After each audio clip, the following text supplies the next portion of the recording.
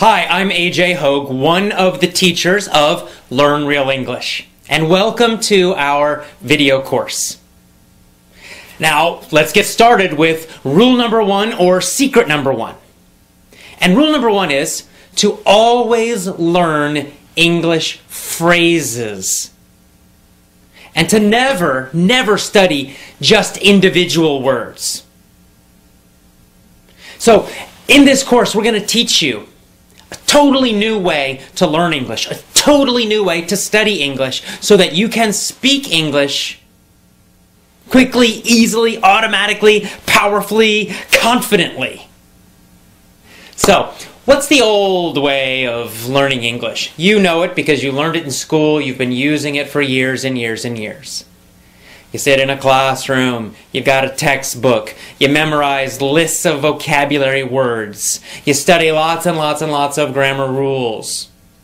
You do lots of reading and little fake conversation drills and activities.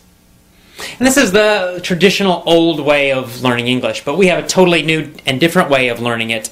And we're going to teach you each part of that, one part every day for a full 7 days. So let's start with part one, secret one, rule number one. Learn phrases, not individual words.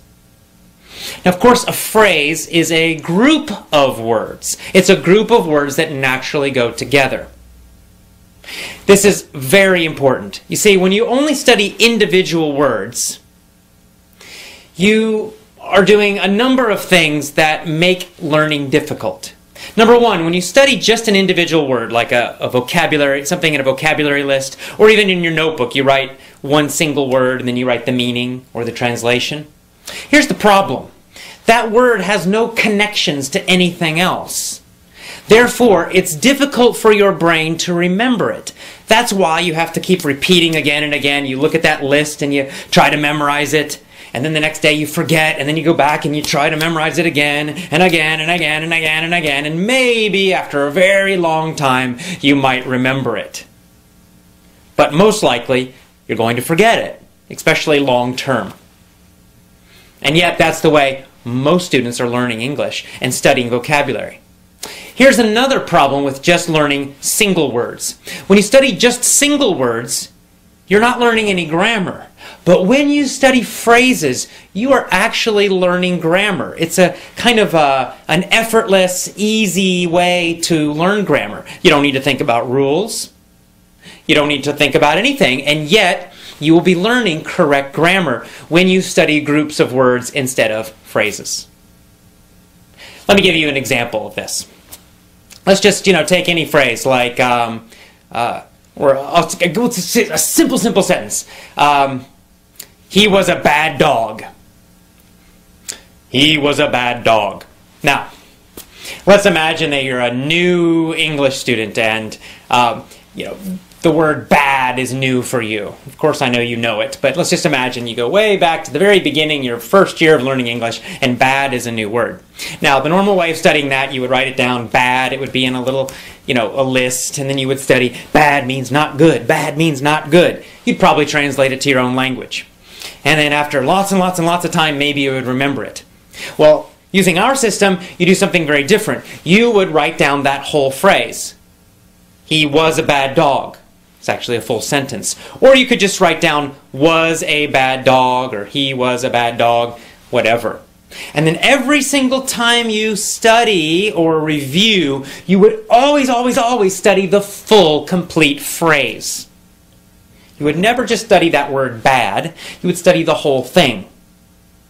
Now by doing that, you're getting free grammar. How do you know? Well, because first of all, you're getting that verb, was.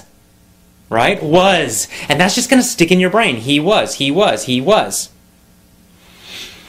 You're also learning articles. You don't need to remember what that means. You don't have to even worry about it. And yet you know that it's correct to say, in this situation, a bad dog.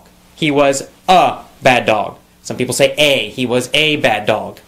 Both pronunciations are correct. So he was a bad dog. He was a bad dog.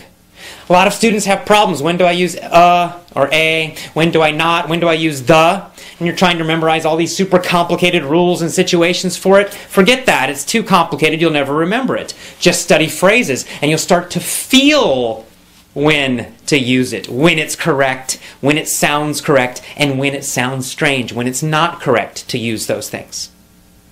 And of course, this is true for all grammar, all phrases, all vocabulary. By studying a full phrase, or even a full sentence, always, always, always, you're going to get lots of grammar. You're going to learn which vocabulary words go together naturally, and you're going to know when to use them in which situations. Because sometimes, for example, there might be a situation where there are many words that mean the same thing, and yet we typically use one of them.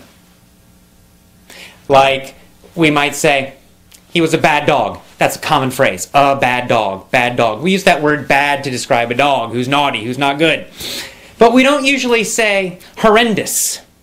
Now, horrendous means super, super bad, really terrible. And yet, we don't usually say he was a horrendous dog. It sounds strange.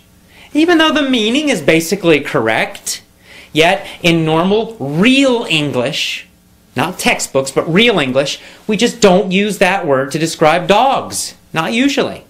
I don't know why. There's no real rule about it. It's just that's what we usually do.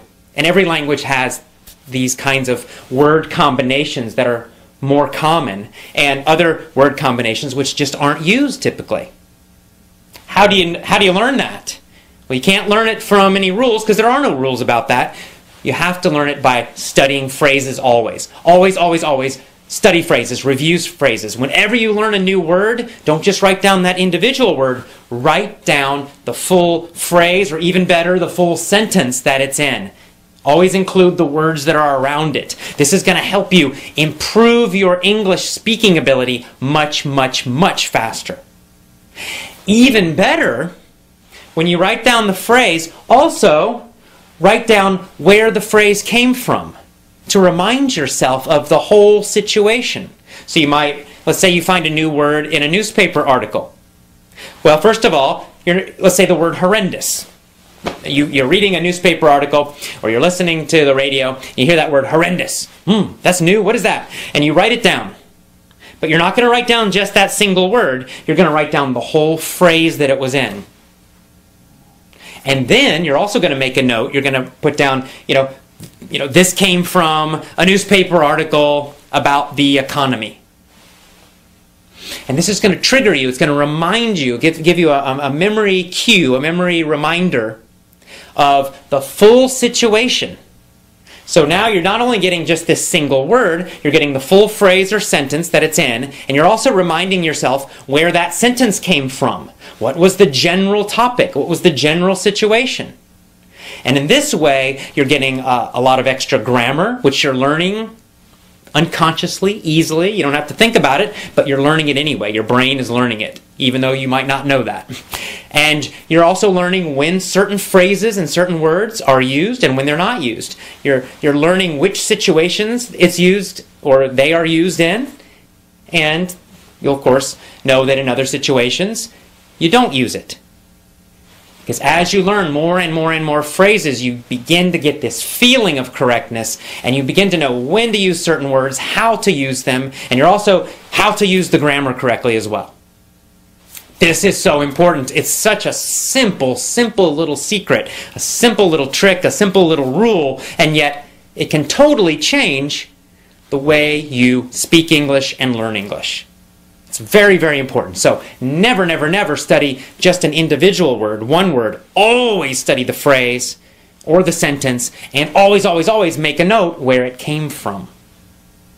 And you want those phrases and sentences to come from real English, which we'll talk about more later, not from textbooks. Here's another advantage of studying phrases and full sentences and always knowing the situation that they came from. Phrasal verbs. You guys know about them. You know all about phrasal verbs that are frustration for so many students, right? To be knocked out or knocked up have totally different meanings, right? Knocked out is a phrasal verb. It's a two-word verb. It's a verb phrase. And to be knocked out means to, like, it's like in boxing or sports. You get hit and you go. It's like you're asleep, right? Boom, knocked out on the floor. To be knocked up means to become pregnant. And we use that for women. Now, there's no way if you just look at the individual words to know the meaning. Right? Knocked out, knocked up. It's not logical. You just have to learn each one individually. But if you just try to study lists and lists and lists of phrasal verbs, you're going to become very confused. You'll start confusing one with the other. You're going to forget. And it's horrible, and you don't want to do that. It's not effective. It doesn't work. But if you learn those phrasal verbs from real situations, real sentences, real articles, real audios, real speech, and then you always study them in the whole sentence, so then you know the situation, right? If you get the whole sentence, the fighter knocked out the other fighter. And you're always studying that full phrase or sentence. The fighter knocked out the other fighter. You're going to just naturally know. You got that word fighter in there. Helps you to remember the situation. And it helps you to remember the meaning of that phrase, knocked out. Or you could say, the woman got knocked up by her boyfriend. Right? So now you're like, oh yeah, boyfriend. It gives you a clue, gives you an idea of the meaning of that phrase. And you'll know that you always use that phrase in situations that describe pregnancy. This is much better than studying lists and lists and lists of phrasal verbs. So, what's our first rule? What's our first secret? Always, always, always study phrases, groups of words. Always write down a note about where the phrase came from to remind you of the situation.